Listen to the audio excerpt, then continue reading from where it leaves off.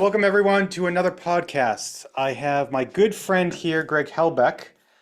He's out in Seattle now. He just moved out there, and he's a virtual wholesaler rehabber. So it's pretty cool, like his background, his story. We're going to get into how he got started, direct to seller marketing, all that stuff. Greg got started in 2016.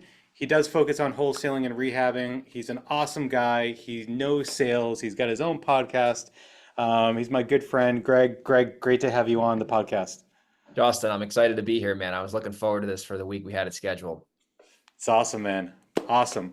So I know your background, I know your story, but let's explain it and share it a little bit more with our listeners. So can you give us a Absolutely. background? So I'm 29 now. I started when I was 20. So it was actually kind of a long time ago. It's amazing how time flies. And I used to live in Massachusetts for like a year and a half. I was playing hockey like in college, sort of. I was like going to community college. I ended up not pursuing that. It just wasn't going to work out to go to play D1 hockey, whatever. And then I moved back in with my parents. And this was in like, I don't know, 2014, 2015. And I was going to like the local New York community college and felt like a loser. And I didn't know what I wanted to do because I was like, all my friends were away at, big boy college, I guess. And I'm going to community college, kind of like with all the knuckleheads. And I was like, oh, this is terrible. Like, I need to figure something out. I got to figure out a way to make money. I don't want to, just be like stuck here. So I ended up like researching like stock investing and I read Rich Dad Poor Dad. And, I kind of went down that rabbit hole. And then I learned about real estate. Actually, it was I had a little side job, just like cutting this guy's yard at his like bed and breakfast, like down the street from my house. And I would listen to all these different podcasts and the guy was talking about real estate investing. And then, one thing led to another. My friend got a postcard in the mail, ironically, about a seminar that was like coming to the local area. And we ended up going, me and my two friends, and the seminar was talking about like like wholesaling houses, double closing, Yeah, right? Using the yeah, buyer's money, whatever. So I was like, oh, that's what I want to do. Cause I kind of dabbled with the stock market and trading and it just didn't really jive with me. And I had no money either. So like how much, what kind of return can I make with like $2,000? So right. ended up going to that seminar. They upsold us to another seminar that was like 2,000 bucks. True story. Me and my buddy split it 50-50. So I put $1,000 in, half of my savings. And not that it was a lot. And then we ended up going to this next seminar. They gave us a crash course on like, okay, this is real estate investing. This is how you do like A to Z, all these strategies. And we were fired up. And I was like, I'm going to crush it. I'm going to do it. And it took me 9 months after that seminar to do my first deal. And my parents thought I was absolutely out of my mind because I was working like a maniac, putting out bandit signs, handwriting mailers. I had a printer, like the whole thing, just super scrappy. I ended up getting a deal. I made like $10,000. I split it with a guy 50-50. So got a check for 5 grand and, showed my parents because I was living in their basement for free, like, Yeah. hey, it actually does work. And then I started doing deals kind of like every few months, 5,000, 10,000. I did one for 15,000. Didn't really have a business at that point, but I was definitely making money. So then a couple years later, I started to really get much better at the business and I had more experience and everything just kind of compounded. And, since then we've grown a pretty big business in the New York region or the Hudson Valley area of New York. So, do like, 1.2, 1.3 million in gross, we got like a 50% margin. I got a small team. So nothing crazy, right? But, a nice lifestyle business, probably do Absolutely. 50, 60 transactions a year. And we got a lot of different ways we get deals, primarily through mail. And it's an awesome business, and I'm very grateful. That's great, man. So just take us back to even like how you got started, how you found that first deal. So Yeah. you went to the seminars, right? They taught Yeah. you whatever they taught you. How did Yes. you identify that you wanted to find deals through like off market and not on market? Because at that time, right, 2016, 2017, around that Yeah. time, you could find probably deals on the MLS. You Maybe they were could. a little bit more challenging to find, but not as difficult as they are now. But still, some people were just going right to the MLS. But what made you go direct to seller That's a instead great of like question. utilizing other people? Like, how did you learn that path? So that's a great question because it was a way different market back then. I mean, it was 10 times easier to do anything, right? Because the saturation competition was a lot different. So I knew I wanted to wholesale in the beginning, and wholesaling a house on the MLS is super tricky, especially in New York, like when you got lawyers involved. So I kind of Hmm. knew that was probably not the best strategy. And it's funny because looking back now, you could have bought properties on the MLS in my market for 40, 50,000 that are worth 200,000, 300,000 now, but different story. Wish I could have done that. Anyway, so I knew if I wanted to wholesale houses, primarily I was going to have to do direct marketing because that was going to get me the best deals and it was going to be like the easiest way to like wholesale them because there's no agent involved. So I had no money for the most part. So I literally bought bandit signs and every single weekend, and I had this like down to a science. On Friday evenings, I'd put them out because the code enforcement would go away for the weekend. And then Sunday evening, I would pull them back in. So every weekend, I'd take my car, I'd put I had this whole system like all over the county, like all the intersections I studied, I knew where all the traffic counts were. And I'd put like 70 to 80 signs out per weekend. And we would get a ton Wow. of calls and we would get all these good leads. Wow. Yeah, it was Really? crazy. No one was doing it. And yeah, we got a lot of leads. I didn't know what I was doing, so I was fumbling all these leads. I had Yeah. no clue what was going Yeah. on. Yeah. But Yep. the deal, the one we actually got, it was in Poughkeepsie, New York, which is like an hour from where I grew up. The lady called in through the sign. She probably saw it like, in another county at a busy intersection, but it's all kind of close by. And she had a property, and it's crazy the numbers now, what this thing's worth, but she had her daughter living there. There was like some sketchy boyfriend. It was a beater rental, and she just wanted to be done with this thing.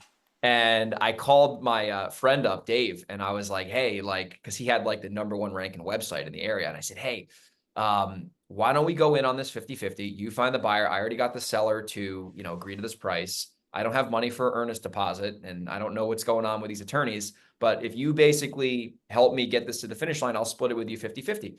And he's like, sure. So he found a buyer. It was a 10K wholesale. We, split it 50-50. He gave me a check for $5,000. And, I was like, wow, this business works, because the thing in the beginning that really throws people off is that you see other people making money and you see people on, TV talk about it or the internet, and maybe people in your market are making money, but you haven't done a deal yet. So you don't really believe it. But then when you actually get a check for your efforts, you're like, whoa, I just got a check and I sold something versus having a That's job. huge.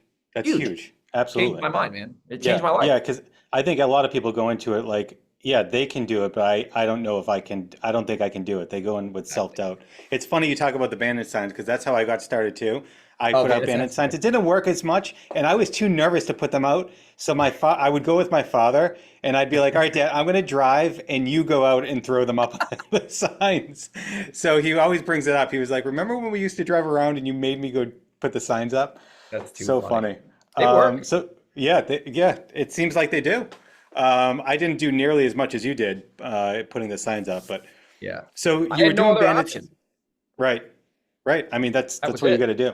So Yeah. you started doing bandit signs, you got a deal, and then you transitioned and you added in, I think you said direct mail or Yeah. maybe something else. What made you make that change, or like, yeah, tell us a little bit about that. That's a great question. So with the mailers in the beginning, like I said, this was in 2016, 2017. So it was a way different market, right? And it was actually a lot more supply on the market versus what it is now, but it's just different times. So I knew that bandit signs were like working and they were going to produce income, but it wasn't like scalable, and the sign police could shut you down. There's a lot of things that could make the bandit signs go away. And I knew eventually that wasn't going to be a long-term strategy. So before I started like doing like serious mailing at scale, like I literally bought a printer, and I knew that on the bandit sign leads I got, the common denominator was like it was a vacant property and like they were back on their taxes or whatever. It was like some sort of distress. So I was like, what if I just found a list of people who were like delinquent on their taxes, and I just mailed those people? And I didn't, there wasn't a lot, but this was 2016, 2017, like response rates were crazy. Yeah. So, I would literally, I started handwriting them, and then that was like, literally Wow. handwriting. All the letters? Yeah. Like yellow letter. I want to buy your house. That's myself. intense. Swear to God, there's a picture of me laying on the floor with all these mailers around me. So I started doing that, and I realized that was terrible. So what I did was I bought a $300 printer, and I discovered this thing called Mail Merge. No, And that was, yes. That's how I got started too. That was great. Yeah, I would take the list, and I had it like to where it would just mail merge everything. So I'd have an actual letter, and then I would throw it in the envelope, which also was mail merge. And all I had to do was just fold it and stamp it, right? So it really wasn't, it cut my workload by like 80%. And I started mailing out tax delinquent leads, and Did you still hand address the envelopes, or did you print those? Oh, you printed those too. Mail merge. Oh, it had nice. envelope slip in the back, and it would mail merge the guy's name or whatever. So that got me a deal where we made 15 racks. Oh, it's funny. I made 15 grand, but then the guy I sold it to resold it to someone else and made 85. But I didn't know Get what out I, of here. yeah, Wow. I didn't know any, I didn't He know any better. wholesaled it too? He bought it Or from he me and sold then it? double. So he bought it from me and closed, Yeah. and then he double closed with someone else and made 85 over. This was a lakefront property. Now, if I Yeah. had that lead now, I would have made 300 grand. Yeah. Yeah. Like now, But because I would have but literally closed it and threw it on the market. that's a And good point though, yeah, because like, the thing that a lot of people don't talk about is you're doing marketing, but you're also learning how to talk to sellers and even yeah. what the hell is a deal? Like a lot of I people had no don't even idea. real understand what a deal looks like. You're kind of fumbling through it. And I know I missed like tens, like dozens of deals when I got Yes, started. And if I were to talk to those people today, obviously I'd be closing them. yes. But you just don't know what you don't know. So you miss a lot of things, but you learn, right? You learn on the way.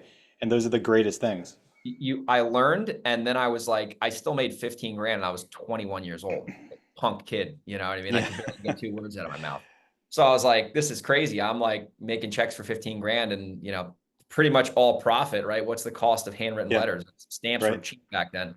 So I knew at that point, I was like, all right, like this is sustainable, but I can't be like mail merging my own letters. Like that's just not going to get you like that far. So eventually I started doing more deals, saving some money up, and then I really like learned how to like strategize direct mail. I had a budget at this point, so I wasn't like Hmm. flat broke. So the first thing I'll tell someone is like, if you want to do mail consistently, you got to you need to have a reasonable budget in order to get the right expectations out of it. But started, really thinking about, okay, if I send X amount of mailers out and I, use a mail house, I'm going to get a certain percentage of calls back. A Hmm. certain percentage of those calls are going to be leads. And, eventually, we're going to, those leads are going to convert into deals. And then I'm just going to really look at the return on my investment versus the return on my effort. Right. Hmm. And I Yeah. started thinking that way. And I got to tell you, like back in like 20, like, oh my God, 18, 19, like we'd send out like 3,000 postcards and get 2, 3 deals. And we get like 10, 12, It's 15 amazing. return. It was crazy. Yeah. And my market, at least in the Hudson Valley, there was like nobody like marketing, like no one. And then it eventually got a little bit more competitive, but it's still a very strong market. Hence we're still there. But I started really thinking about mail strategically and like figuring like, okay, if I spend this much money, I'm Hmm. pretty much guaranteed to get this many calls, like conservatively. And then from there, it's a big funnel. And then that's how we actually grew our business and like took it to the next level. And, I added in rehabbing and, eventually started buying investment like rental properties. And now it's like a, much bigger operation. Yeah. Yeah, but I think that's a good point. You started we got started the same exact way. I didn't have a lot of money, but I had more time. So I Yes. spent my time to do my own mail. And once I proved the concept, I was like, okay, shit, this does work for me. Yeah. And then I was able to get a little bit more money. And then I shifted to me doing all the effort to let me outsource it and be able to scale it from there. Yeah. Because like you mentioned, like with direct mail, it does get expensive and you want to make sure that you have enough budget to be able to be very consistent with it. And if you don't have that budget, do it in-house, do it yourself. That's just what Yeah. you got to do to start the business. So great. So you were wholesaling, rehabbing in New York. When did you move? Because you moved and then you Yeah. started doing everything virtual, which Yeah. like in my eyes complicates things even more. But once you are doing it in your backyard, I love how you did it though, because you started in your backyard, you knew everything about it, and then you're like, I don't need to be here. I can go wherever I want. You Yeah. moved and you were still doing everything virtually, which is amazing. And I think that's really enticing for a lot of people because maybe their market isn't that great for the investment opportunities that they want. So they're like, how do I do it somewhere else? Yeah. So speak to that and So with the virtual thing, I spent years, building up a network and understanding an area. And I did grow up there, right? I grew up in New York. I know every street. I know if you tell me a house, I can tell you what it's worth, like without even looking at it, right? So I have a very good competitive advantage because I grew up there and I still go back there a lot. Like I'm there once a month, right? And like I love going there. It's my family's there, whatever. So I moved to San Diego in 2018. And at that point, I had enough experience and money saved up from doing deals prior to that move to where if we had a deal, right, I could call a friend and have him walk the property for me, take pictures, et cetera. I had the buyers who could do the same thing. I had the closing attorneys all set up. I had my team already set up for when I was still living there. So, and I always hated going to houses, which is funny because I'm like known as, I guess, a closer, but I always like to do it over the phone. And I Yep. realized that a lot of the deals like that were smoking deals, like that people didn't really live at the property. It was like an absentee owner or whatever.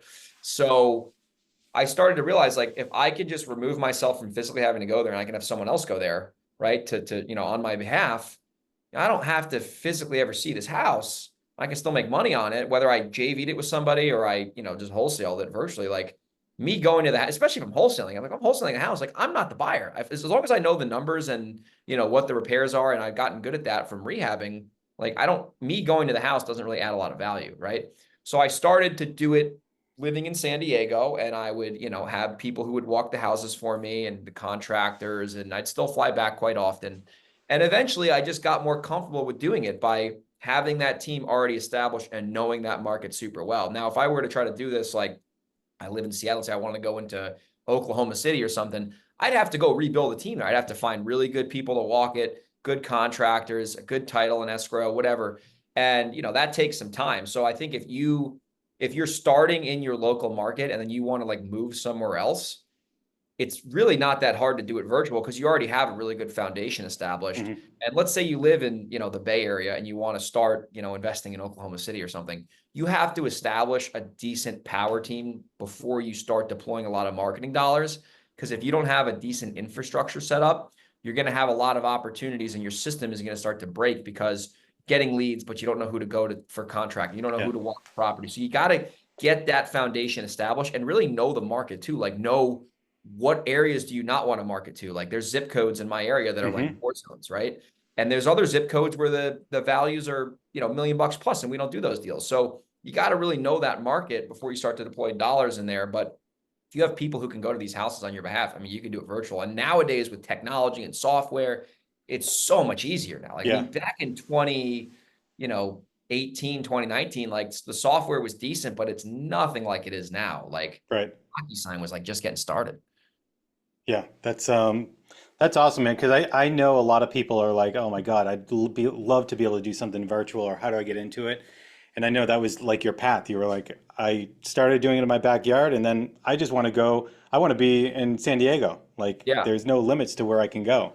So exactly. that's amazing. So you started doing deals. You moved off. You're building the business. It's scaling. It's growing. So take us through that, like on the marketing side, right? Like, when did you start to get really serious and have real strategy behind it? And how did that roll out? Like, what did the strategy look like from the direct Yeah. mail side? Where I'm assuming that it was more like started off, like you said, like with tax liens, it's just a pretty easy list, and you marketed to it. But like, what does it look like now from kind of your data to your marketing?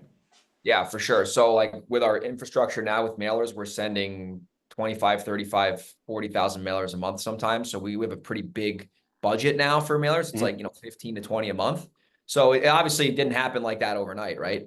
But what I started to do to build it up was started with the super niche list, tax delinquent, right? 600, 700 names. Then I was like, all right, like you're only gonna get so many leads from that. So then I'm like, all right, let me pull an absentee owner list that's owned their property for 20 plus years, Hmm. and there's 4,000, 5,000 there.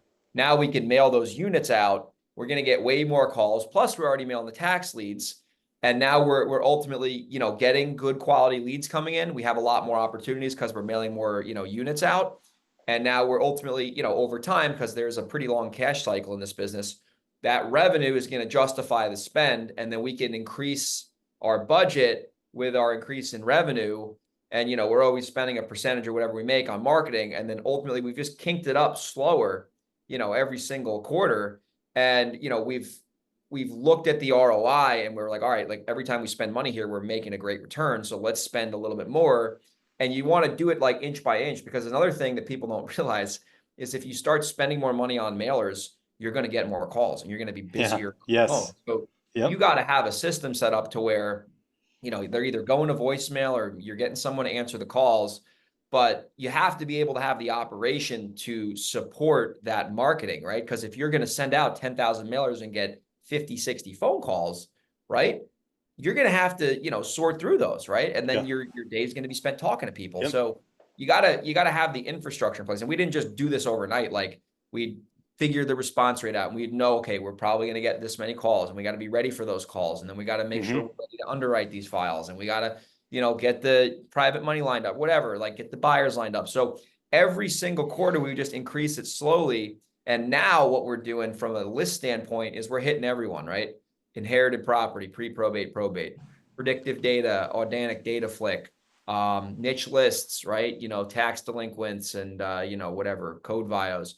And then we're doing it's funny, the data that still works super well, that it's like list source, unknown equity, own their house for 20 years. Like, it's just like at 3 cents a record, right? Like, you think that would be like, oh, everyone's mailing it, but we get deals from it all the time because they're landlords, beater properties, bad tenants. Wow. Sometimes they're vacant, and they got a ton of equity. They've owned it forever.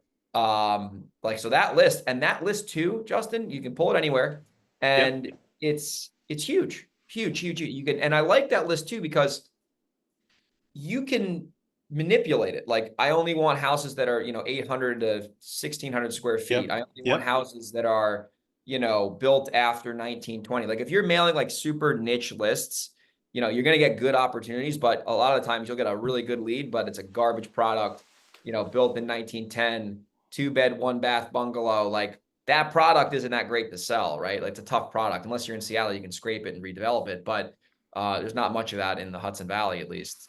So I like these broader lists because you can really niche them down to the criteria of the product. Because now, as like a flipper and a landlord, I'm more concerned about that product that I'm actually purchasing versus, like, if you're wholesaling, like maybe someone will buy it because they like that stuff. But like, I bought a deal from a wholesaler like 2 months ago. I paid a lot for it. I'm going to make 15K on the profit, which isn't great, but it's a great product in a great area, and it could be a rental worst case, but we're selling it now.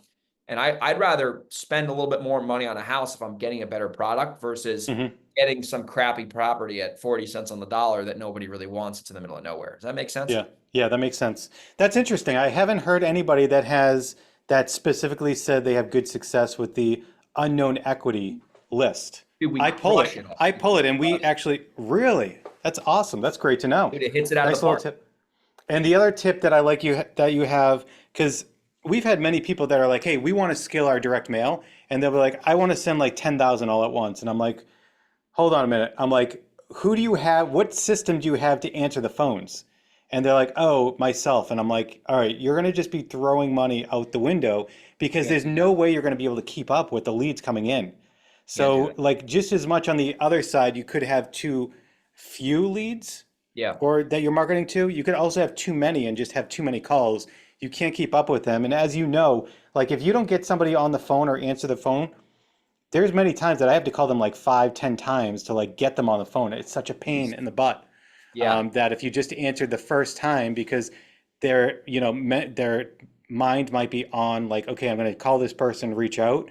And then when you call back, it's not the right time. They don't want to talk, all this stuff.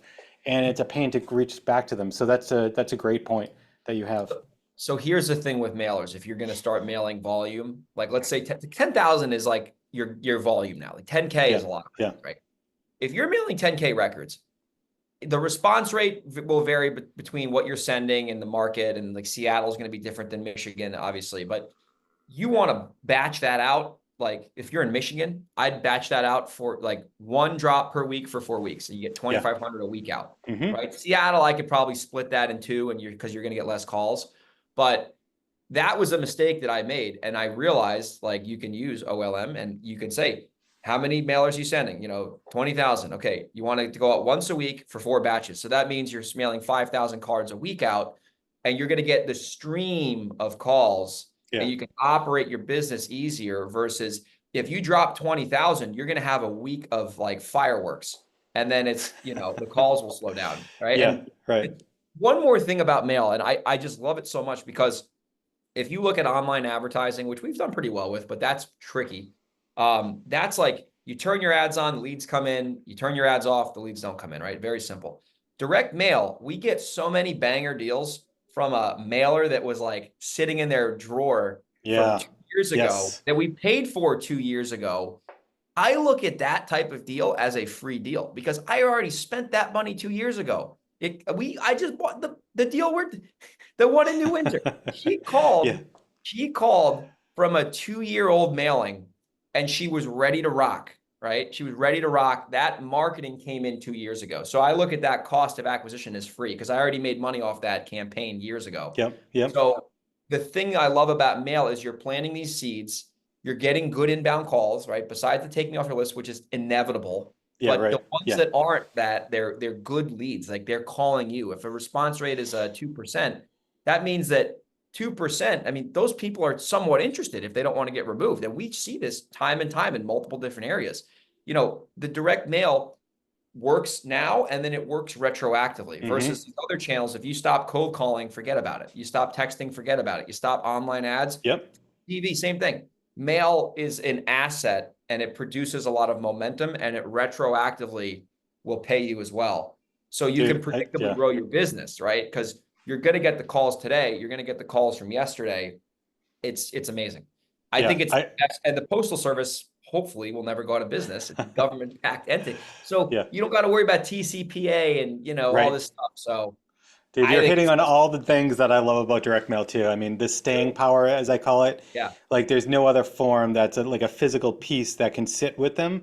And like you correct. said, I got my best deals from people that called me years after I sent them direct mail because Yeah. they're just like, they're ready to go. And within, those are like, I get so excited. I get like fire in my stomach when they call me. And I'm like, oh, why did you just happen to give me a call now? And when they're explaining, I'm like, oh, this is going to be a slam dunk. Smoking deal, dude. It's, Yeah. yeah, it's absolutely amazing. Let me tell you a funny direct mail. I got a lot of case studies, but this is insane. So, and this was kind of lucky. So I'm going to just be transparent with everyone. My first ever rental I bought, okay, 22 Spruce Peak in the Hudson Valley. I can't give the full address out. Lena told me to stop doing that. So, so she got a mailer from me, all right? And she actually happened to send me a mailer back. So she mailed me back. Yeah. And her mailer said, email me. So she sent me a letter back saying, if you want to buy my house, and this was like super old lead. So I emailed her and we did the deal through email for the most part. She sold me this property for $65,000 with a tenant inside, which is why it was so cheap. And that property has been a just very, very lucrative rental. It's went up tremendously. I've refinanced it, I've pulled cash out. And that property was an old mailer that was retroactive. And I happened to get her mailer back, which you got to, look at your return mail once in a while. And that opportunity came from a mailer that I spent money on probably a year or two before. And Hmm. that was the first rental I bought. And, it's a great trophy property. And you're not going to see that with the other marketing channels. Like if Yeah. you don't have those TV ads running, and TV can work well too. Second you turn that TV off, maybe there's some brand recognition. But if you don't have that running consistently, they're going to forget about you. And, you got to start from scratch. Yeah. I don't think I've ever done a deal over email. So that's pretty cool Yeah, that, that that you do seller that. was interesting. She was like adamant on me not seeing. I had to do sight unseen, which was no big deal. But yeah, she was like, if you take it with these tenants, I'll give you the best price ever. And I was like, Wow. I, That's I amazing. do that. I do. Yeah. People don't like doing the tenant properties, and I understand why, especially in some of these crazier states where I do deals in, like Washington and New York. But if nobody else, like if your competition does not want to Yeah. do that for the right Right. reasons, like I've been through my fair share of crazy tenants. You can get such good deals if you're just willing to work something out with these tenants, and there's Hmm. no competition because no other competitor most likely wants to deal with that. Right. And you get these crazy deals. And I'm like, why do these guys back away from this? It's like, Yeah. yeah, you got to sit out for 6 months, maybe do an eviction, but you're getting Yeah. 200 grand of equity day one. Like, I'll do that. Yeah. Absolutely. Absolutely. No And problem. what's that? I said, no problem. I'll do that. That's easy. That's easy. So you were mentioning before that so you got that deal. Hold on, I lost my train of thought where I was going with this. Hold on a second. No problem. They'll edit this out. Where the hell was I going to ask you? The one, the condo deal with 65 Gs or the one in, No, no, no. I'm not sure where I was going to go with it, but let me kind of sum it up and ask you on the transition for like the future. Okay. for sure. All right, cool. So you did, told us some stories about the deals. You showed us like how you scaled and where you are today. Where is it for your future? Like, where are you going with this? Are you going to broaden different markets? Are you going to try to scale even more, stay consistent? And then with that, Where do you see the market going? Maybe in the Yeah. next 6 months. I don't think really anybody knows. It all depends on like who gets elected, and they all have their thesis of what's going to happen. But curious Yeah. to hear what you think and what you're going to be doing with your business if you make any changes at all. So with our business, I want to go deep in the areas we're already in, instead of expanding into other areas. The only time I'd consider going to another area is if I'm going to strategically be buying rental properties.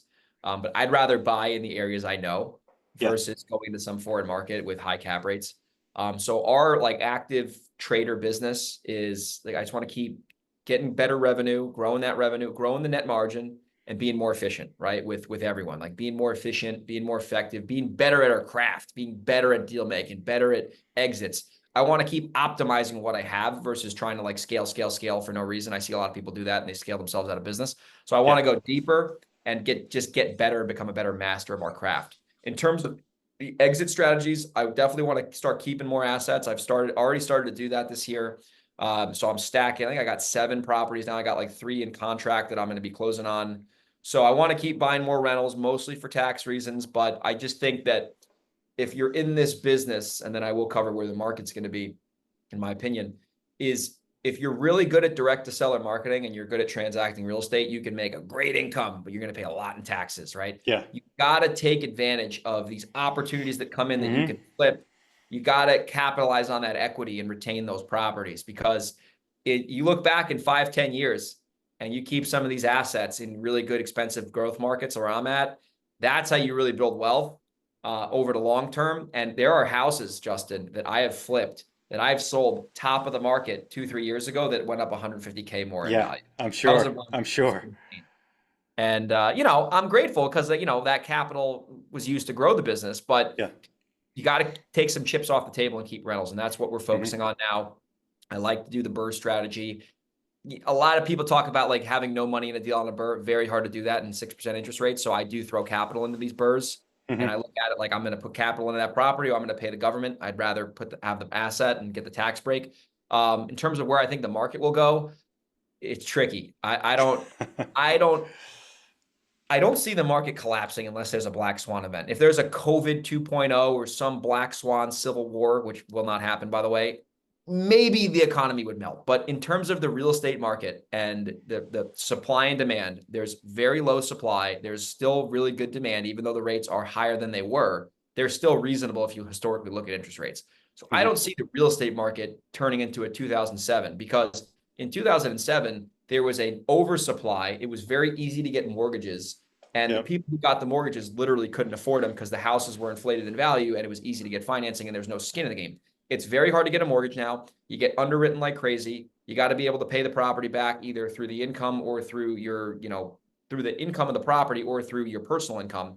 So Hmm. I don't see a market compressing and getting just decimated because it's not easy to get into the real estate, right? You have to be Yeah. qualified. So I don't think you're going to see a market collapse. I think if interest rates go down, I think the prices obviously will go up because there's going to be more buyers. Yes, Yep. people Yep. listing their houses. There will be more buyers than sellers, or there will be more. It will be still a seller's market if the interest rates go down, because it's going to make it more appealing for buyers. Therefore, the prices will go up. If the rates go, I don't think the rates will really get much higher than they really were. Hmm. But even if that happens, people aren't going to want to sell their house and there's going to be no supply. So until they fix the supply issue, I don't think the real estate market's going to be too dicey. Yep. The only area I will say it's a little concerning in is Southwest Florida. There's a lot of inventory there, Yeah. uh, Yeah. mainly because of the insurance issues, and I've done a lot of research on that. That's not my market, but I think that is a justification on why you see, the inventory spike there. But Hmm. I think, listen, and I was talking about this yesterday on another show, if you are buying a property at 60 cents on the dollar, right? No matter what the mark goes up or down 10%, right? You really can't lose your shorts, right? And this, I'm talking about median house price and under in Yeah. whatever, Yeah. Yeah. right? If you're going Yep. into high end stuff, you can definitely get caught harder there because there's less demand. But if you're focused on affordable housing, median and under, you're buying houses at 60 cents on the dollar, 70 cents on the dollar, it's very hard to get spanked bad. Maybe you'll break even, Yeah. maybe you'll lose a few bucks, but you're not going to get decimated. So I Yeah, think if even you, in 2008, I think the 1 year decrease, average decrease was maybe 8%. six to Yeah. 8% or 8 to 10%, depending on the market. But it wasn't like if you're buying it on 70% of value, right? You still definitely have room there. Got room there. You got a Yeah. cushion. So another thing I think with the direct to seller market, this is where I see a huge opportunity. As the real estate market might get harder for some people, because I think something we're seeing at least is like a lot of sellers will call in and they want to sell, but they don't know where they're going to go because it's so expensive. Yeah. Yes. So that fatigues the competition, right? So if you can stick around and keep mailing and keep marketing and keep making offers, a lot of your competition might get fatigued, and then it's going to be your marketing is going to be more effective. So I tell this to my team every day. We Absolutely. gotta push through this. We have a bad month, whatever. Let's keep pushing through this. We're going to see Yep. this through, and you're going to see the opportunities are going to be there for direct to seller where there's less competition. And even in a really saturated market, like the thing I love about mail is it's so data based. Like you're going to get a certain amount of calls. Those calls will turn into leads. If you make offers on all those leads, it's a numbers game, right? It's Yeah. not Yes. like gambling really. So Right. you got to see this through. You got to push through it, and you got to understand. I don't see a real estate market collapsing. It would be very, very hard for almost Yeah. impossible if you look at the actual data, because there's a lot of fear mongering out there. There's a lot of guys making these crazy headline videos. Yeah. They're You see them not. all the time now. It's Right. garbage. It's complete Yeah. garbage, and they've been wrong for 4 years, and they're going to continue to be wrong. Yeah. And it doesn't matter who the president's going to be. The market is not going to take a nosedive. And I think the election might cause sellers to maybe hold off on selling their property for a month or Hmm. two, but there's always going to be people who need to sell, who want to buy, Yep. and Right. that's the reality. No matter what goes on in the country, that's just simple economics. Cool. One other detailed thing that I know I just want to roll back to. When did you, so I'm sure you use technology right now in your business, right? When did you decide that, okay, I have to go from, maybe using spreadsheets or whatever to technology? And tell us a little bit about what you're using now to help you utilize or increase your efficiency in Sure. making sure that you're following up with your sellers and leads that are coming through. Absolutely. So what we do from our tech side is we use CallRail for the inbound calls, which is really good to track and really just have no lead left behind, basically. Our CRM Podio, right, which is good for our active leads, our active pipeline, looking at everything, tasks, this, that, and the other notes. We use Envelo for our data, right, to pull data. We use it to manage our data. We use it to tag the data. We use it for vacant houses. I found a home run property last year through Envelo by That's right, flying you did. house. Yeah, we can talk about that if you want. That's an anomaly. But we use Envelo for like the data side of it, right? And then we use Podio for our leads, right? So just everything is like systematized in there. We can track campaigns, where it came from, this, that, and the other. And then CallRail we use for our call tracking and Yep. response rates and all that. Those are the three big ones. I do still use Google Sheets for some of our financials, for our company financials and our scorecards and stuff. I just like it in a spreadsheet. It's super simple, super Yep. easy, Yep. basic data. And then I'm trying to think besides that, I mean, DocuSign, obviously, use that to sign paperwork. Gmail, which is just an email. That's not really Yeah, of software, course. email. But that's really what we use. I don't go crazy with anything. It's like those 5 great softwares. And that's what I like to keep it simple, right? Like and also our CRM does have automation in it, right? There is automated text and call or whatever. So that's in there. But I've always found too with mailers, and this is a little tip for everyone. Let's say you're going to mail out, you're going to get a percentage of leads. When you know you have a good lead and they're not ready to sell right now, but there's something going on there, I would advise somebody to get a system set up to where you're manually following up with those quality leads, because you don't want to miss that opportunity by having some automated message. So the cold ones, sure, throw them in a drip campaign, but the people who are motivated but just can't sell right now for whatever reason, Hmm. you want to physically, if you want, knock on their door, but you want to stay in touch with them through phone call, personal text message, like iPhone to iPhone message, personal email, because when they're ready to sell, there's a house we're wholesaling now. I've been following up with this guy personally for 7 years, and he's selling us his house now. Wow. 7-year follow-up, and it's a good deal. And I'm like, there's no competition, because I was the only game in town, because he's been hearing from me once a month for 7 years. And that manual follow-up is where we're going to attribute that revenue to. And by the way, Yeah. that mailer came in 2016. So it's a Nice. free deal. Wow. That's awesome. That's really Yeah. cool. Yeah. It's crazy. Um, that's great. That's great. I know I've taken a lot of your time here. I actually have a lot more questions for you, but I think I'm I'm going to hold here, off man. I'm there. an open book. Um, Last question I have for you that I ask everyone is what, feedback, recommendations, suggestions would you give to people that are like either new in real estate or have been doing some real estate and want to get into direct to seller marketing? Any advice that you have? You gotta be willing and able to track everything and have the right expectations going into it. Whether you're new to marketing or new Yeah. to real estate, if you don't have a plan put together and you're going to spend some big ad money, you got to have that system set up. You got to you got to basically get good at, projecting what you think is going to happen and then looking at the data and then taking the data that happened and comparing it to what you thought was going to happen and then looking Hmm. for the gaps to fill. So I'll give you a good example. Let's say you mail out, X amount of postcards and you think you're going to get a certain percentage of calls, but that percentage of calls ends up being lower than what you thought, right? You either sent, maybe you could have sent a better copy, like creative Hmm. piece out, Yeah. or maybe that list you mailed was garbage, right? But it's one of those two things most likely. And you got to understand, like, let's say you thought you're going to get 20 calls, but you ended up getting 10. So you're off by 50%. Now, you take that data, you don't say, oh, this doesn't work. You say, all right, next time I'm going to mail these people, I'm going to use a different creative and see what the result is.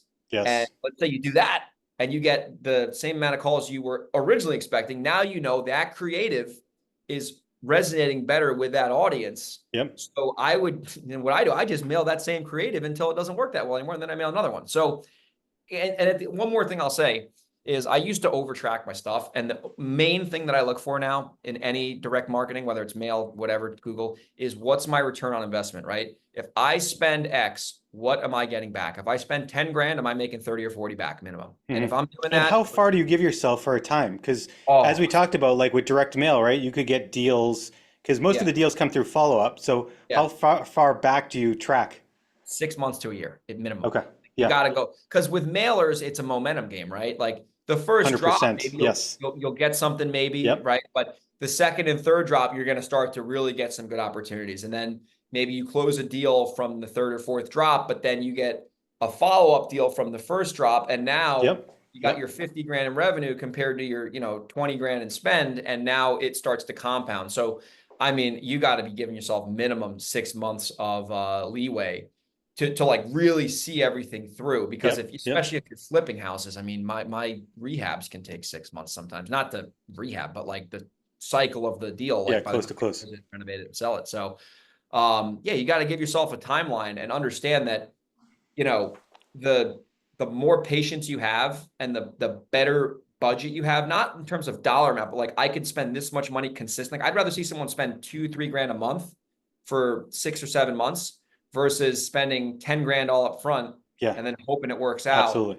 It's like I'd rather drip that out and see the, the slow production of leads consistently versus just getting a ton of calls and then, oh, my budget's gone, I gotta wait. Right. That's not a good strategy. Yeah. I agree. Well, cool, man. I appreciate it. Thank you so much for jumping on the podcast. You shared a lot with us. Hopefully, I'm sure everybody got a lot of good tips and tricks that they learned from you. One last thing, how can people find you? Yeah, they can follow me online on Instagram at Grego_37, or they can check out my YouTube channel. I think just type in Greg Helbeck Real Estate Investing, and we put out like 2 videos a week. And I'm always loving to share the lessons I learned from the streets, deals I do, quick tips, do interviews with people like you and stuff. So I'm always trying to share, the stuff that I've learned and pass it forward to the next generation of real estate investors. Yeah, that's awesome, man. Thank you. You're the best, Greg. Thanks for giving all the information you gave us. Hey, my pleasure. Okay.